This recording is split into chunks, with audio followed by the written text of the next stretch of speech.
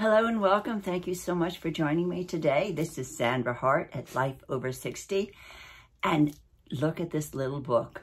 There's something really interesting in there that I found the other day.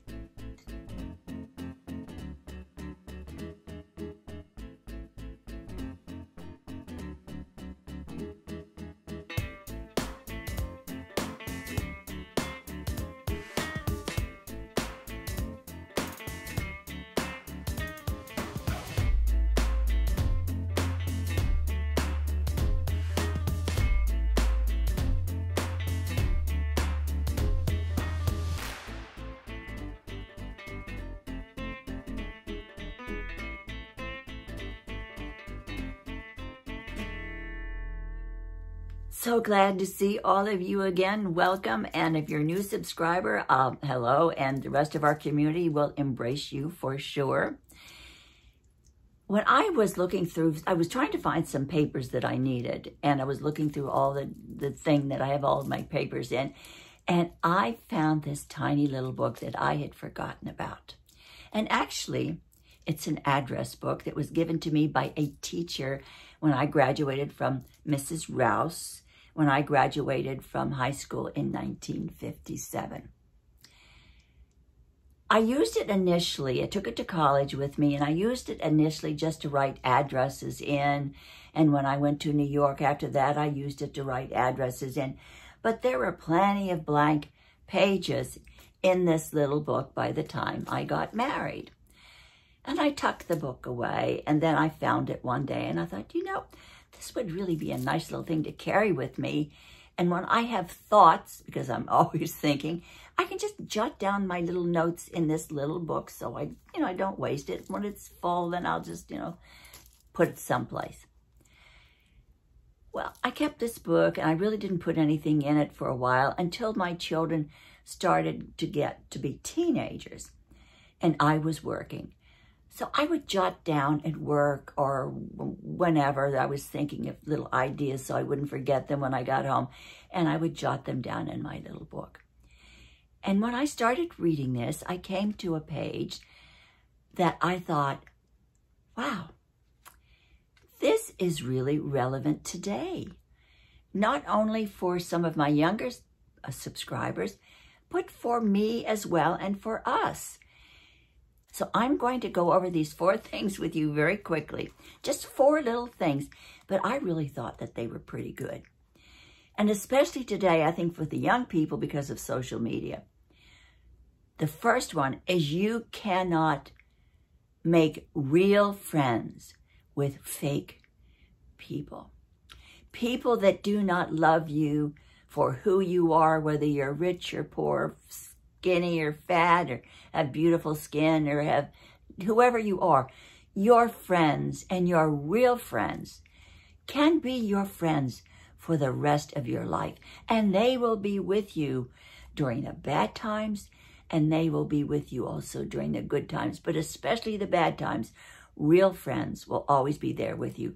I have made friends in high school, and I have one friend that is still here today, and she is a good friend of mine from high school because I know she likes me and I like her for just who we are and not what we are in life. You will find out as you go along in life, and I know you can probably share with me a lot of examples of people that hang on to you because of your job, because of the other friends that you have and they want to be included, because of your financial situation, other alternative reasons that they want to be your friend. But those truly are fake friends, because as soon as things change with you, they are gone, like they're running a marathon in the opposite direction. It's really important thing, especially when you're so young, to watch out for those fake friends. The next one is something that I've talked about a lot, and I guess maybe I started to think about this years ago. Always trust your intuition. Usually, your feelings about things and situations are pretty much on target. Don't ever lose that ability to sit back and think over what your inner voice is trying to say to you. That is so important. And so many times, and I know I'm guilty also, of ignoring your intuition and making decisions and closing that door so you can't hear your inner voice. But that is important no matter how young or old you are. The next one is hard for me. It was hard for me because the less that you need to feel included, understood, and accepted, the better off you are. You have to learn a lot of self-love to know that your dreams, your ambitions, your lifestyle are yours. You don't need an affirmation or permission from anyone else to have those. The more self-love you start building when you're younger, the better off you are going to be for the rest of your life. It's not always about having to have outside affirmation on your ideas or your dreams. And that takes a lot of self-love to be able to achieve that. The last one was kind of hard for me all my life. And it is to sit back and observe. You don't always have to have a reaction.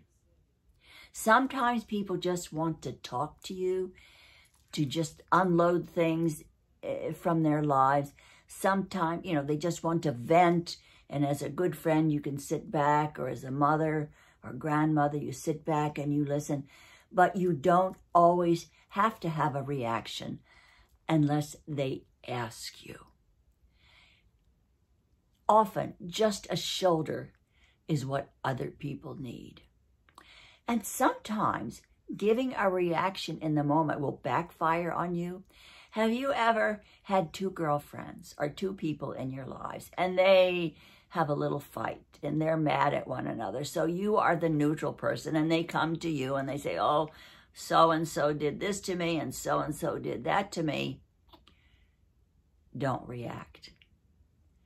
Because if you react and you say, oh, yes, I agree with you. Oh, I'm so sorry. Then all of a sudden your two other friends forgive one another. They make friends, and you're the bad guy because they say, oh, well, Sandra said that you are this and this. I know that probably has happened to all of us. So it's best through your whole life just to sit back, listen, give a shoulder, and you don't need to react. Unless you feel with your gut instinct that you can jump in and give a positive help to whomever needs it. Out of this little book that I'm going to tuck away again in my drawer, I got those 4 things that I'd written down years ago, probably in my early 40s, as advice to my teenage daughters. Thank you for stopping by today. I hope that you do something really wonderful for yourself today. You know how much each and every one of you means to me, and be kind to whomever you run across today and during the week. Of course, let's share the love, pray for peace in the world, and I hope that you will stop by next Tuesday for my next conversation. Take care. Love your way.